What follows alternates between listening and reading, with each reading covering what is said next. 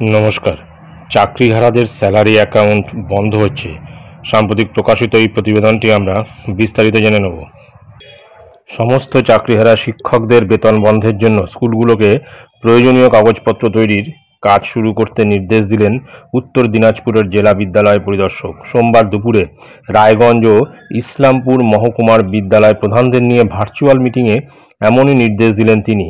উত্তর দিনাজপুরের জেলা বিদ্যালয় পরিদর্শক মুরারিমোহন মণ্ডল এদিনের বৈঠকে নির্দেশ দেন, সুপ্রিম কোর্টের আদেশ মেনে নবম দশম একাদশ দ্বাদশে সহকারী শিক্ষক গ্রুপ সি এবং গ্রুপ ডিতে যারা 2016 সালের SLST পরীক্ষায় জয়েন করেছেন তাদের যাবতীয় তথ্য সংগ্রহ করতে হবে স্কুলগুলির প্রধানদের।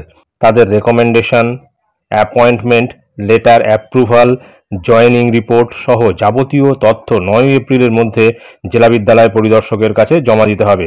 সেগুলো জমা হলে স্যালারি পোর্টালে আপলোড করা হবে। তবেই তাদের বাদ দিয়ে বাকি শিক্ষক অশিক্ষক কর্মীদের বেতনের প্রক্রিয়া শুরু করা হবে। জেলা বিদ্যালয় পরিদর্শক আরও জানান, অযোগ্য শিক্ষকদের ক্ষেত্রে 12% সুদে বেতন ফেরত ওই শিক্ষকেরা নিজেরাই দেবেন। এরই মাঝে চাকরিহারা শিক্ষকদের আর্থিক সমস্যায় নতুন ছায়া ফেলেছে রায়গঞ্জ সেন্ট্রাল কোঅপারেটিভ ব্যাংকের সাম্প্রতিক উদ্যোগ। ব্যাংক সূত্রে জানা গেছে, নিয়োগ বাতিল হওয়া ওই শিক্ষকদের অনেকেই ব্যাংক থেকে ব্যক্তিগত এবং গৃহঋণ নিয়েছিলেন। চাকরি চলে যাওয়ার পর নিয়মিত কিস্তি শোধ করা তাদের পক্ষে সম্ভব হবে কিনা তা নিয়ে অনিশ্চয়তা তৈরি হয়েছে। রায়গঞ্জ সেন্ট্রাল কোঅপারেটিভ ব্যাংকের চেয়ারম্যান তিলক চৌধুরী বলেন যে, চাকরিহারা শিক্ষকদের বেশিরভাগই বেতন আমাদের ব্যাংকের মাধ্যমে হতো, তাই সহজেই ঋণ দিয়েছি। এখন আমরা বকেয়া টাকা উদ্ধার নিয়ে চিন্তিত। এত টাকা উদ্ধার করতে চাকরিহারা শিক্ষকদের তালিকা তৈরির জন্য বিদ্যালয় প্রধানদের সহায়তা নেওয়া হচ্ছে। এরপর অ্যাকাউন্টগুলো খতিয়ে দেখা হচ্ছে। জেলার বিভিন্ন প্রান্তে আমাদের কাছে 15 কোটি বকেয়া পড়েছে। সুতরাং বোঝা যাচ্ছে যে এই অযোগ্য বা যোগ্য যেটাই বলুক না কেন, যাদের চাকরি চলে গেল তাদের ক্ষেত্রে কিন্তু নতুন যে অর্ডার আসছে, সাম্প্রতিক উত্তর দিনাজপুর জেলার বিদ্যালয় পরিদর্শক সেই অর্ডার দিয়েছেন যে যাদের তাদের সমস্ত তথ্য সংগ্রহ করতে এবং তাদের অ্যাকাউন্ট বন্ধ হতে চলেছে। আস্তে আস্তে অন্যান্য জেলাগুলির ক্ষেত্রেও কিন্তু একই নিয়ম চালু হবে।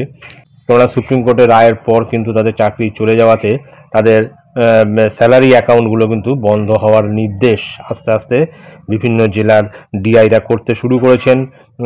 কেননা এই মাসের বেতনের যে রিকুইজিশন সেটা কিন্তু পাঠানোর যে বিষয়টি এখনও কিন্তু কোনো স্কুল কর্তৃপক্ষই করেনি। কেননা যাদের চাকরি চলে গেল তাদের সেই স্কুলের স্যালারি পোর্টালে তাদের নাম রাখা হবে কি হবে না সেই নিয়ে একটা দ্বন্দ্ব রয়েছে। তো যাই হোক, এই অর্ডার না আসা পর্যন্ত কিন্তু কোনো স্কুলই তাদের স্যালারি অ্যাকাউন্ট থেকে এদের নাম বাদ দিতে পারছে না। সেই কারণে কিন্তু তাদের জন্য এই মাসের স্যালারি পেতে সমস্ত স্কুলের শিক্ষক শিক্ষিকাদেরই কিন্তু দেরি হবে। তো যাই হোক, এটাই ছিল গুরুত্বপূর্ণ আপডেট যা আমি আপনাদের সঙ্গে শেয়ার করলাম। ধন্যবাদ।